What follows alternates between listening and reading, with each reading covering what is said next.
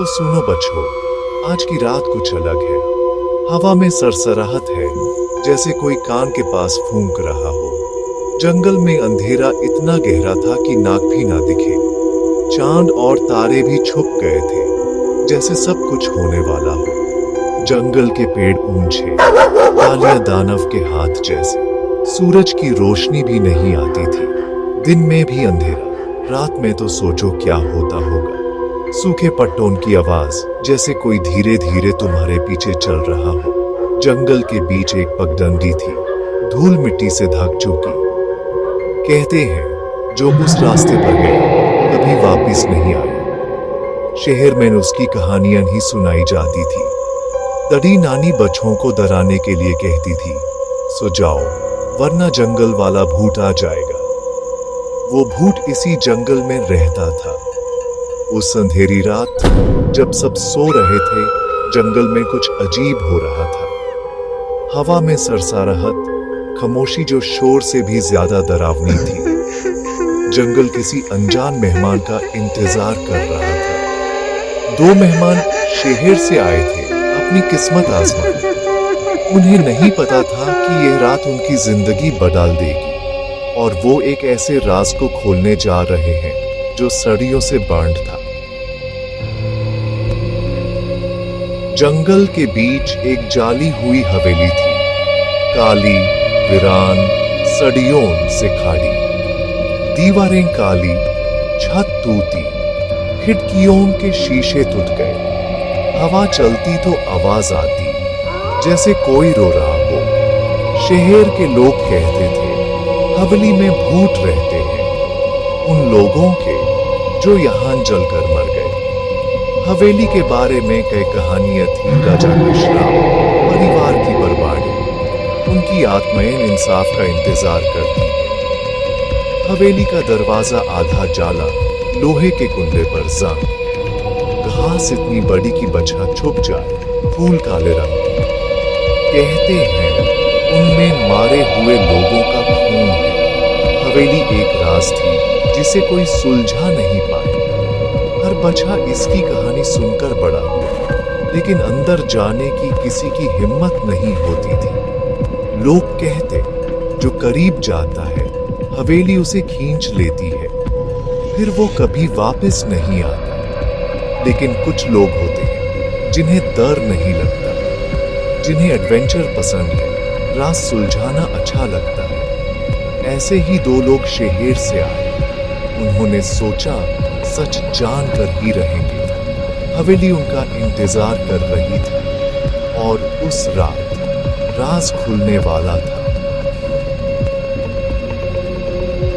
कहानी में एंट्री होती है आयुष और नेहा की। दोनों पक्के दोस्त, शहर के, एक हिम्मत वाला, दूसरी दिमाग वाली। Ayush adventurous, Neha mystery solve करने की शौकीन। दोनों ने हवेली की कहानियां सुनी थी, लेकिन वो देखना चाहते थे कि सच क्या है। उन्होंने डिसाइड किया रात को हवेली जाएंगे। बग में टॉर्च, पानी, कुछ खाना, कैमरा, सब रेडी। शहर सो रहा था, दोनों चुपके से निकाल पड़े। साइकिल पर जंगल की तरफ, हवा ठंडी, सड़क सुनसान। नेहा ने पूछा, डर नहीं लगता? आयुष बोला, मैं किसी भूत से नहीं डरता। जंगल के पास साइकिल छुपा कर पगडंडी पर चले।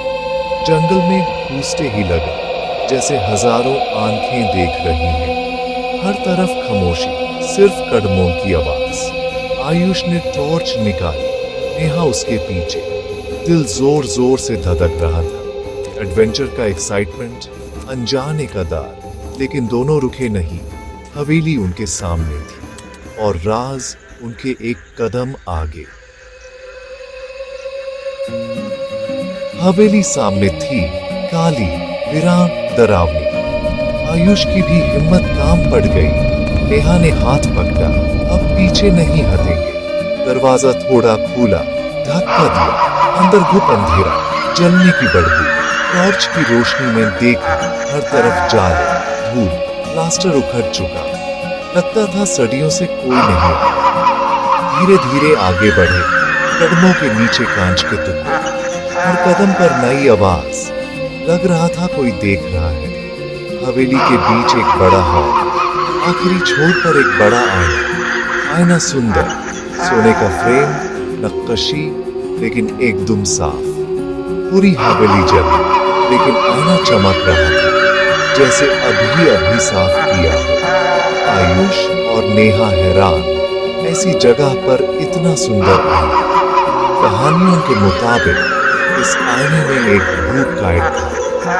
आईना लोगों को उनका असली चेहरा दिखाता था, डरावना चेहरा। जो भी देखता, आईना उसका चेहरा चुरा लेता। लेकिन आयुष और नेहा को कुछ नहीं पता था। उनके लिए ये बस एक पुराना आईना था और वो उसके करीब जा रहे थे। आयुष आईने के पास गया, अपना चेहरा देखा, सब नॉर्मल। बोला, देख, कुछ नहीं है, ये सब कहानियां हैं। नेहा को अब भी कुछ ठीक नहीं लगा। बोली, हमें यहां से चलना चाहिए। आयुष कैमरा निकालकर सेल्फी लेने लगा। कल सबको दिखाऊंगा। तभी नेहा की नजर आने के नीचे धूल में लिखे कुछ लफ्जों पर पड़ी। 3 बजे। घड़ी देखी, 1 बज रहे थे। अब क्यूरियोसिटी जाग गई। 3 बजे क्या होता है? आयुष बोला, यहीं रुकते हैं, देखेंगे क्या होता है। नेहा ने समझाया, ये खतरनाक हो सकता है, लेकिन आयुष एडवेंचर के मूड में था। दोनों हॉल के कोने में छुप कर बैठ गए। टॉर्च बैंड, सिर्फ चांद की हल्की रोशनी, आईने का रिफ्लेक्शन।